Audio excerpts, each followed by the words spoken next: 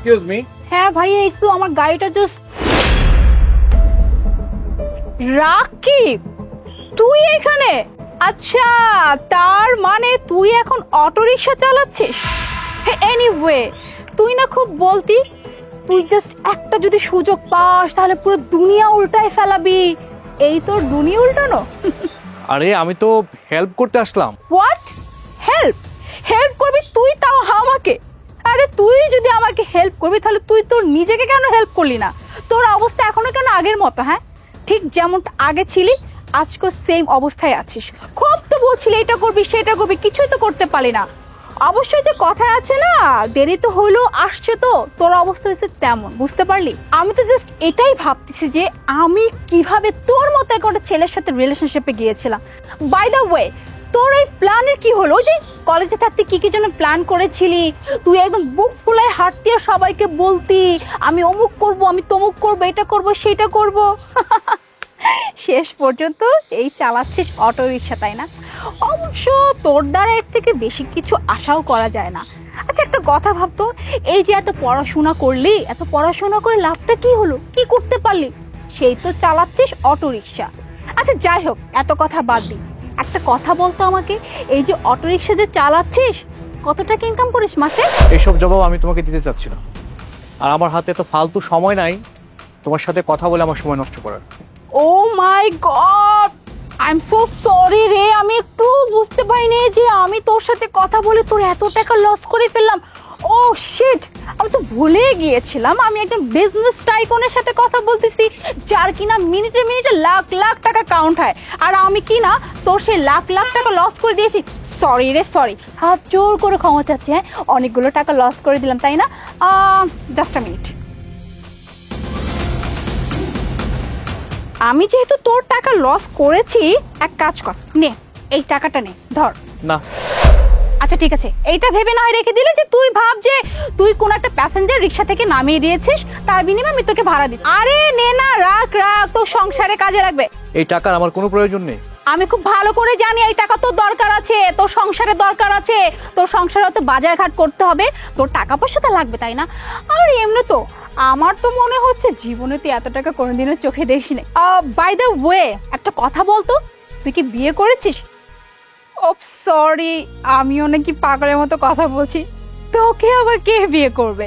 তোর মতো এরকম অটোওয়ালাকে কোনো মেয়ে বিয়ে করবে নাকি? Just a minute. হ্যালো, হ্যাঁ বেবি, আমি তো অন দ্য ওয়ে, বুঝছো?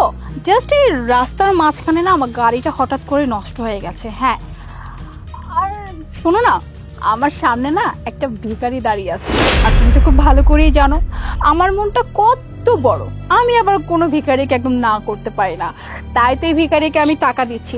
আচ্ছা ঠিক আছে বেবি, তুমি থাকো, আমি জাস্ট অল্প কিছুক্ষণের মধ্যে চলে আসবো, কেমন? আচ্ছা ঠিক আছে, রাখছি তাহলে, বাই। কি খুব অবাক হচ্ছিস তাই না, যে আমি কত বড় সাকসেস হয়ে গেলাম আর তুই লাইফে কিছুই করতে পারলি না, গুড ফর নাথিং এ রয়ে গেলি? খুব জ্বলতেছে তাই না? খুব ইগোতে লাগতেছে যে আমি কোথায় আর তুই কোথায়? ও আচ্ছা, এটা আমার গাড়ি, আমার বয়ফ্রেন্ড আমাকে গিফট করেছে। অবশ্য তুই এত দামি গাড়ি জীবনের চোখেই বা দেখবি কোথায়? তুই তো চালাসি auto rickshaw. Everything is okay sir? না না, ঠিক আছে। হ্যালো, এক্সকিউজ মি, যে এদিকে। আপনি কাকে স্যার বলতেছেন? একটা সামান্য অটো রিক্সাওয়ালাকে আপনি স্যার বলতেছেন? এই, আপনি জানেন আপনি কার সাথে কথা বলছেন? হ্যাঁ হ্যাঁ, আমি খুব ভালো করে চিনি। হ্যাঁ, এর মতো এরকম একটা অপদার্থ আমি আর জীবনে দুইটা দেখিনি। এ তো একটা অকর্মা, জীবনে কিচ্ছু করতে পারে না, শুধু মুখ দিয়ে বারবার বারবার করতো আমি এই করবো সেই করবো এই করবো সেই করবো, আর সে এখন চালাচ্ছে অটো রিক্সা। Shut up! আর একটা বাজে কথা বলবেন না, না জেনে না শুনে একটা মানুষের নামে বাজে মন্তব্য করে দিলেন। আপনি জানেন স্যারের এরকমের অটো 1000 এই ঢাকা শহরে চলে। স্যার হচ্ছে এই অটো কোম্পানির মালিক। আমাদের এই প্রোডাক্টটা মার্কেটে নতুন আসছে, আর এটার নামে একটা কমপ্লেন আসার কারণে স্যারের নিজে টেস্ট ড্রাইভ করার জন্য ফিল্ডে আসছেন। হোয়াট? কি বললেন আপনি? ওর মতো এমন একটা লুজার, সে কিনা আবার অটো রিক্সা কোম্পানির মালিক?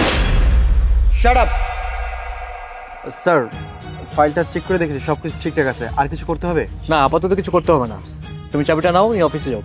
ঠিক আছে স্যার। Okay sir.